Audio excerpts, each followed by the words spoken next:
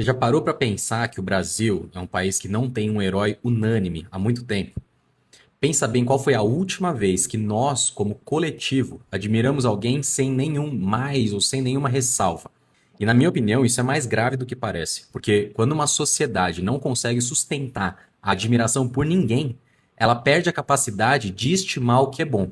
E isso afeta a nossa autoestima individual. Se a gente não consegue valorizar o outro lá fora, a gente também tem dificuldade de validar o que a gente tem de bom dentro.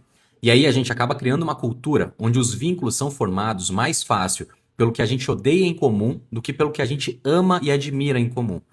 E dá pra gente ver isso em muitos contextos sociais, né? Se a gente for olhar pra política, se a gente for olhar para todas as questões que são difíceis de conversar, a política, a religião, as coisas de felicidade, quais são os meios pelos quais as pessoas buscam ajuda. Então a gente começa a buscar alguns inimigos comuns. E às vezes a gente tende a achar que é só um achismo, mas eu acho que não é só uma impressão, né? Existe uma teoria que chama viés da negatividade. E parece que o nosso cérebro evoluiu para dar um peso muito maior para notícias ruins e ameaças do que as coisas boas, porque isso era uma questão de sobrevivência. E tá ficando muito evidente que os conteúdos e as redes sociais, elas estão entendendo muito sobre esse comportamento. E eles monetizam em cima desses instintos. Então, se você encontrar com pessoas que vivem de internet, que são especialistas em internet, eles vão falar que o conteúdo negativo, os ataques, a indignação, eles geram muito mais engajamento do que os elogios. E a gente pode ver isso em várias cenas, né? Então, por exemplo, o caso onde as pessoas atacam a moça que tá na janela do avião, ela ganha muito mais engajamento, essa moça ganha muito mais seguidores do que o cara que ajudou o competidor a chegar na maratona de Boston. E isso, por si só, já é uma coisa incrível.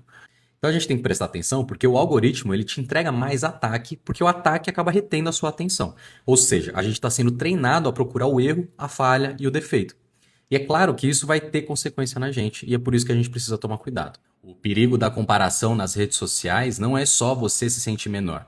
É que na falta de heróis reais, a gente se acostumou a procurar o erro em todo mundo para se sentir melhor. Só que esse mecanismo é uma armadilha, porque quanto mais você treina o seu olho para julgar e derrubar quem está lá fora, mais cruel você fica com quem também está aí dentro.